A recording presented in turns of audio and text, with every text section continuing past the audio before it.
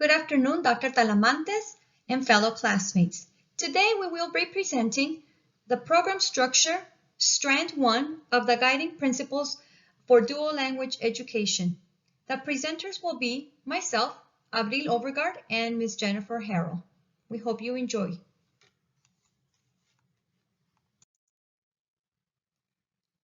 First, for Principle 1, we should understand what is program structure. Well, the program structure refers to organizational work that is involved in establishing an effective dual language program. The characteristic 1 will be the vision and the goals of the program, which means it has a clear commitment and expectations.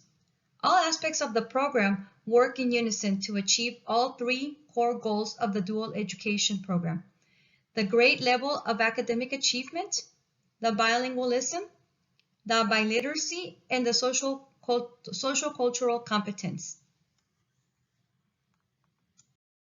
Let us begin with Principle 1, Key Point A. The program, in this case, is aligned with the program mission and goals through the length of the program, the length allocation, the language of initial literacy of instruction, and the recruitment of students. If all of these characteristics of point A are implemented, then the program is aligned with the program and the mission goal. The way it is measured is if it's minimal, it means that not clear if students will be able to attain the goals of this key point. If it's partial, somewhat aligned, the students will attain some, but not all the goals. If it's full, then it means that it's fully aligned and will enable the students to attain all the goals of the program. If it's exemplary, then it means it has reached all the way to district leadership. It's fully aligned and will enable the students to attain all of the goals of the program. The program has all the support from the community as well as the district leadership.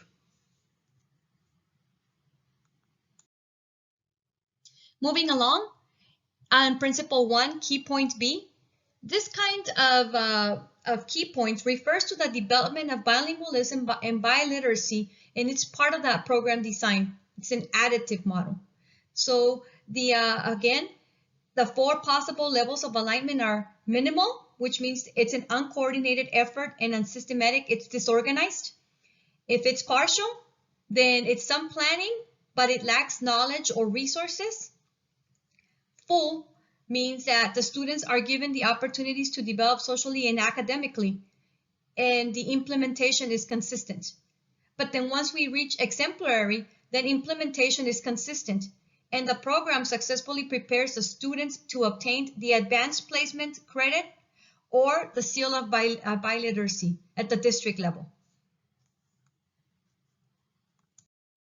Principle 1, Key Point C, refers to the development of social cultural competence, and it's part of the program design.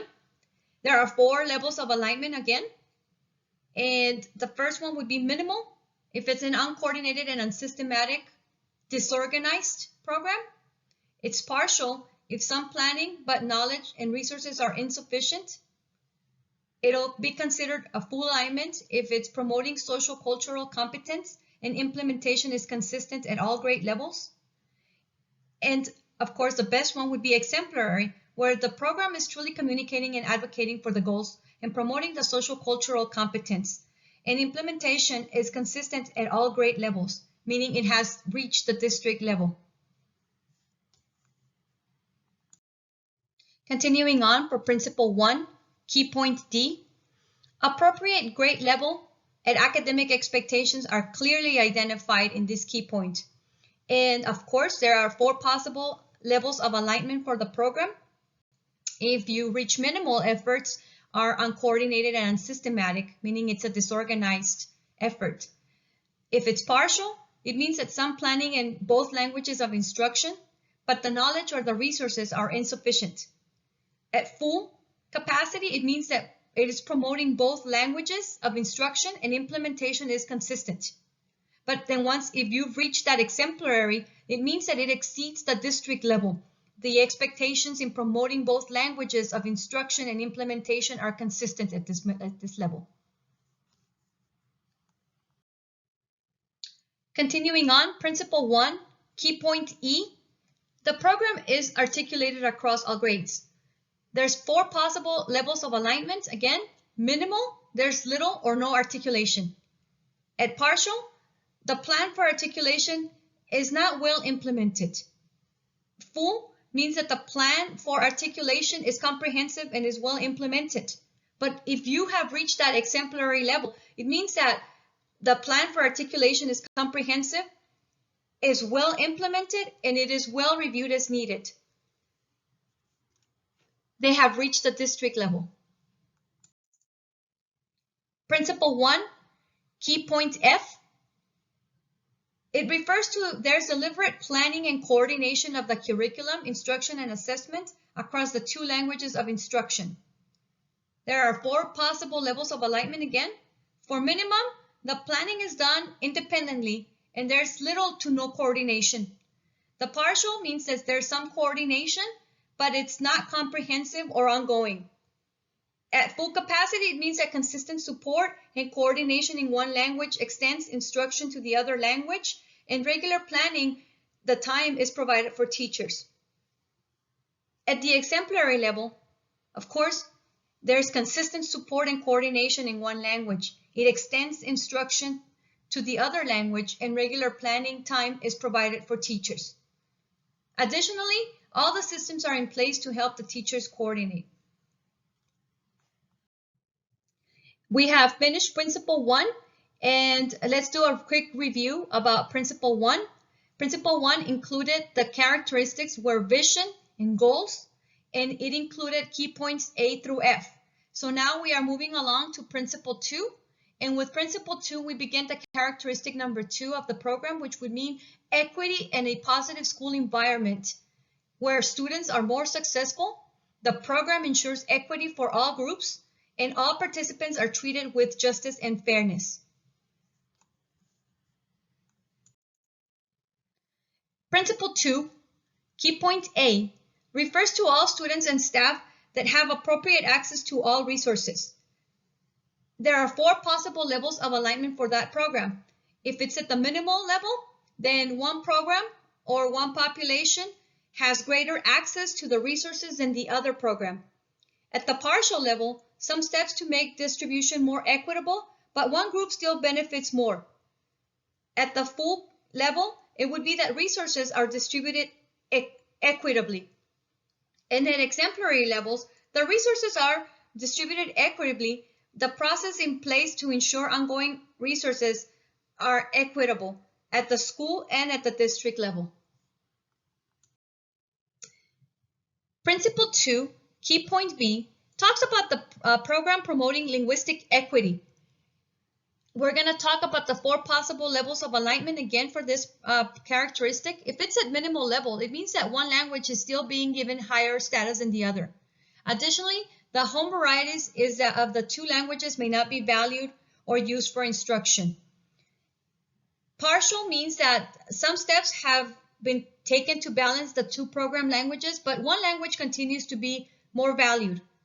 At the full level, it means that both languages are equally valued and some consideration is given to elevate the partner language.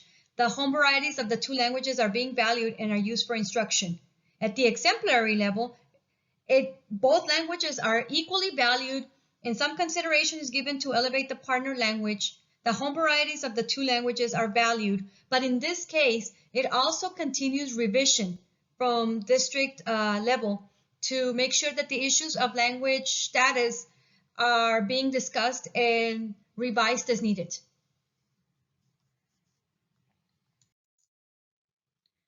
Principle 2, Key Point C, relates to the program promoting cultural equity. There are 4 possible levels of alignment again. The minimal would be one cultural group is given more status than the others. At partial level means that some steps taken to promote equity, but one group enjoys higher status. At the full level, it means that all groups are being equally valued and they all have the same and equal participation. At the exemplary level, which is where everybody wants to be, it's all groups are equally valued and are empowered to participate and to make decisions at the program and at the district. It also gathers feedback.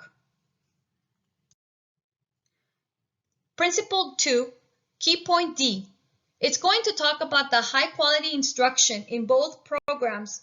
Languages is provided to all students in all grades in a way that is consistent with the program model. Some of the qualities to look for on a high quality instruction program is curricular materials, expectations, teacher expectations, and teacher preparations. Continuing with key point D of principle 2, let's look at the 4 levels of alignment. If it's at the minimal level, it means that the quality of instruction is not comparable in the 2 languages. For example, the expectations are higher in one language than the other. Also, instruction is not being consistent with the program model. There's more frequent use of the English during the content instruction of the partner language. At the partial level, the instruction is being consistent with the program model. The quality of instruction is comparable in the 2 languages in some, but not all the grade levels.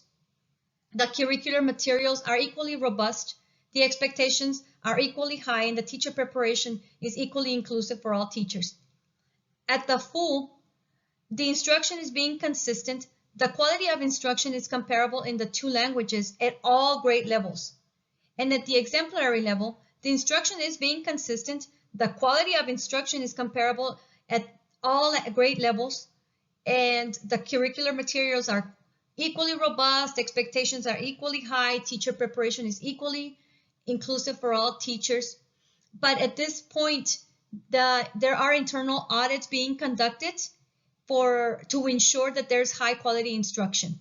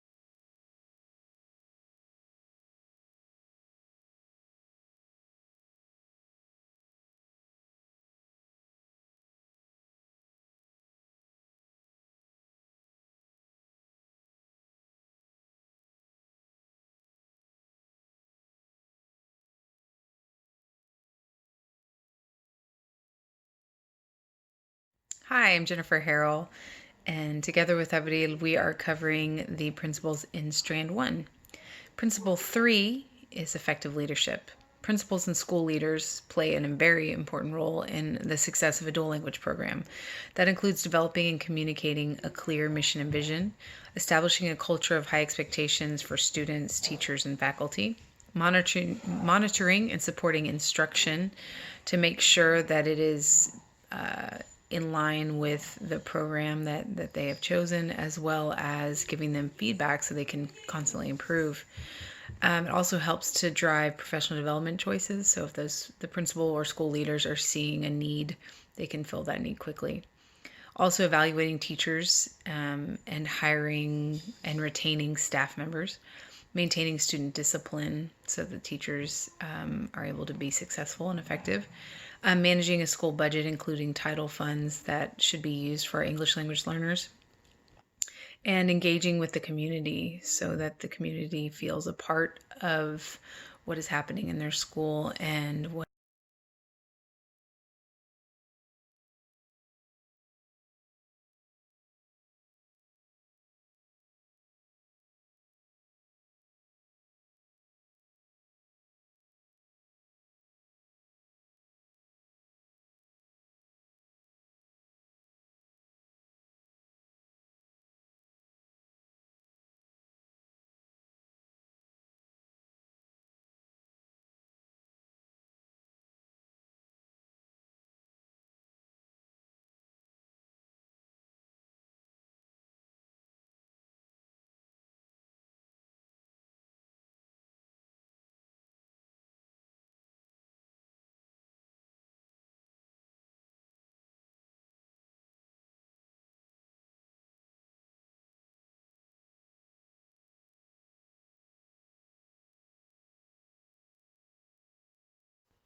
Also, there's three major roles of dual language program leaders. One is to serve as a program advocate and liaison, and that means that they're the program spokesperson, and they have to be the liaison between stakeholders at all levels within the district, but also within state level policymakers.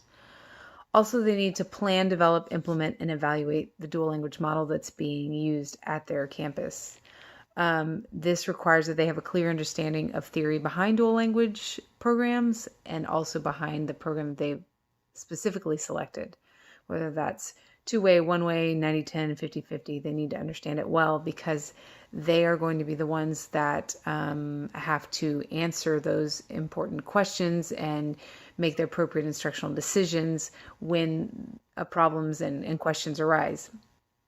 It's also important that they are supervising and making sure that there's a high level of planning.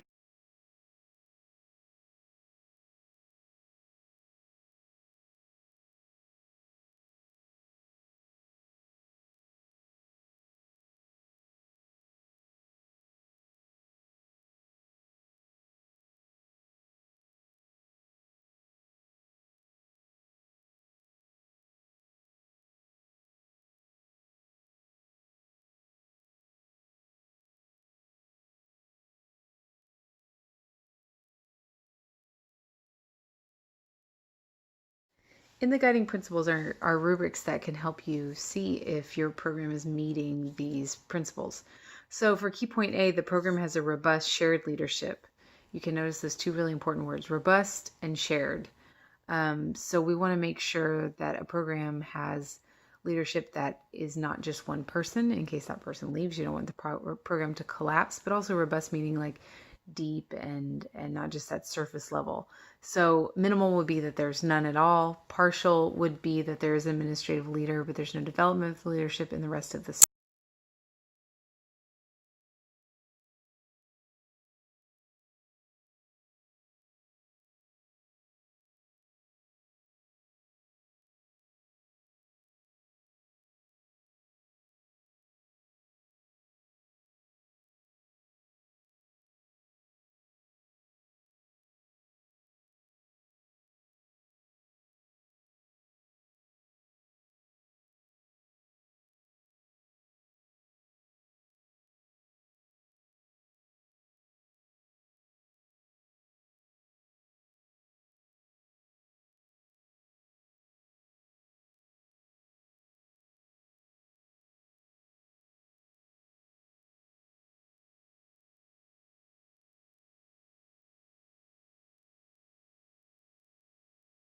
Point B, the development of bilingualism and biliteracy is part of the program design.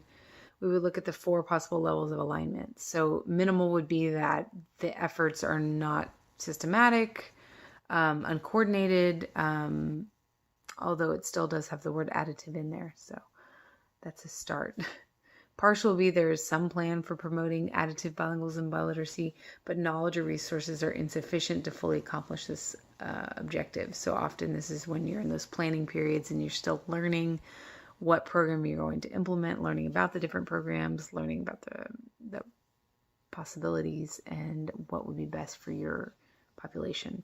Full would be that they are promoting an additive bilingualism biliteracy that takes home language profiles into consideration. So we're considering what the minority or partner.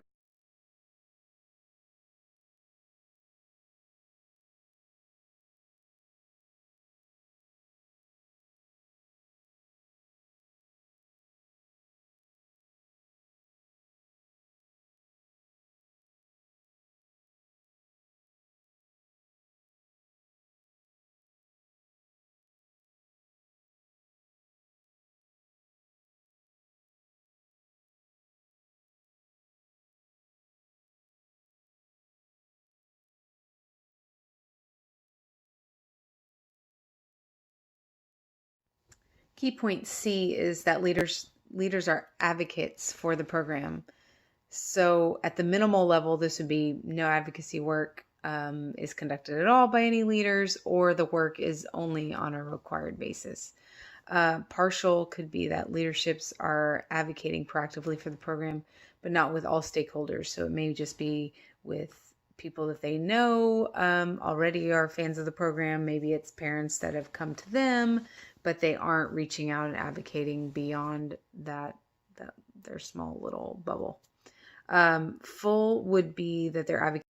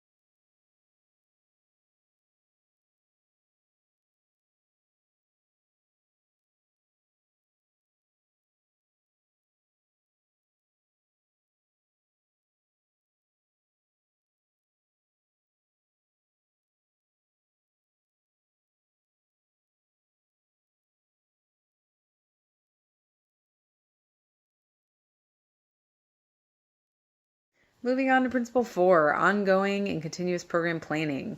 Three things, major things that we want to take into account: planning, program articulation, and the pathway. When it comes to planning, programs do need to be flexible and understanding that the model can be adapted to our students and our community, and decisions about modifications should be based on student outcomes, research, and best practices, like always. But we also want to make sure that we're providing for higher levels of planning. We don't want a program that has frequent changes or that isn't caught up with the latest instructional practices and strategies and approaches.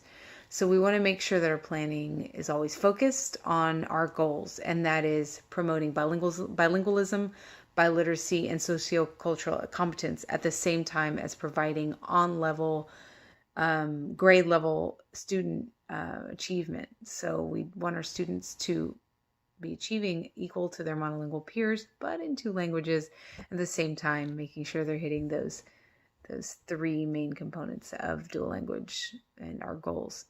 When it comes to program articulation, it needs to include scope and sequence and alignment that is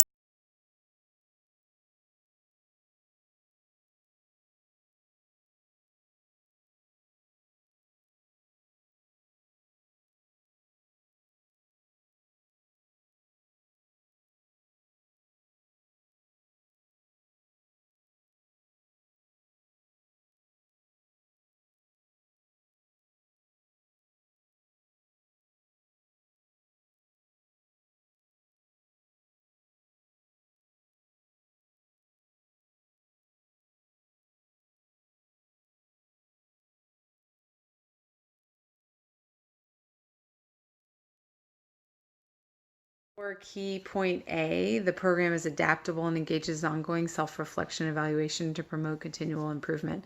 So if there is no self-evaluation, that would be minimal. Partial would be if there's some, but there's no clear processes for addressing any changes. So it really is just maybe we do it, but we don't do anything with the results. Full would be that every 1 to 3 years we have some processes in place and how we're going to make changes that are needed. There's also external review at regular intervals, and we use that information to guide change. So in Round Rock, for example, we visit each other's dual language campuses and give each other feedback to the different dual language coaches. Exemplary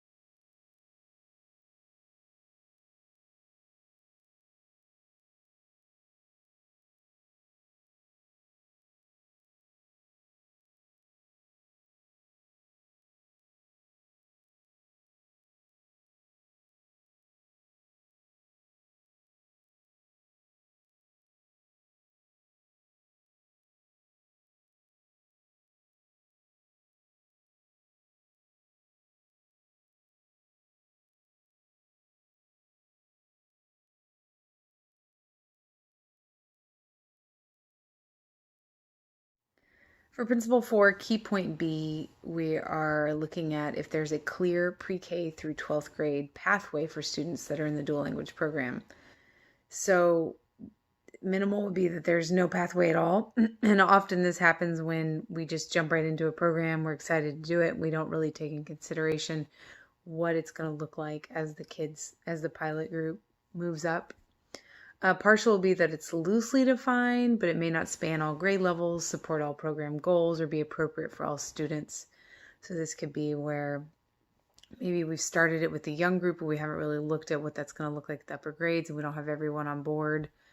Full would be that there's a clear, well-articulated pre-K through 12th grade pathway that provides sustained instructional opportunities in English and the partner language for all students to ensure the achievement of all program goals. That's a lofty goal because we often are going beyond one campus, and that's where it gets tricky, is now we're having to get another administrator and more staff members involved because these children will move up to a secondary or middle school and then on to a high school.